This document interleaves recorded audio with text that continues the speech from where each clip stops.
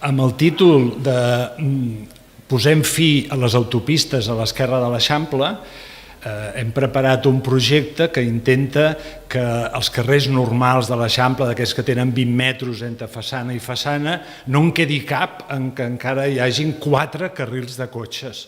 Això sabem que ho hem viscut durant dècades, però avui hi ha sensibilització social prou gran i dades científiques com per veure que ens hi juguem molt en la salut pública a viure amb autopistes al mig de les cases. 4 carrils són els mateixos que té una autopista.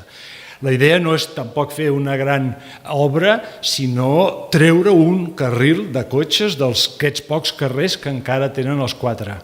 En concret, aquest projecte es centra a Maribau i Muntaner, 2 carrers paral·lels que tenen els 4 carrils i que el que proposem és substituir-ho per un corredor de serveis on s'hi puguin baixar les motos que ocupen la vorera, posar els contenidors, utilitzar...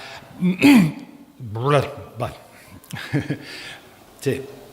O sigui, un corredor de serveis que permet baixar les motos a la calçada, espai per càrrega i descàrrega, els contenidors o fins i tot alguna terrassa que també pot baixar. La idea és guanyar vorera i reduir els 4 carrils de cotxes. I això hi ha un altre projecte que va en aquesta línia, el carrer Entença, però també el recolzem. No, ara m'he perdut amb això.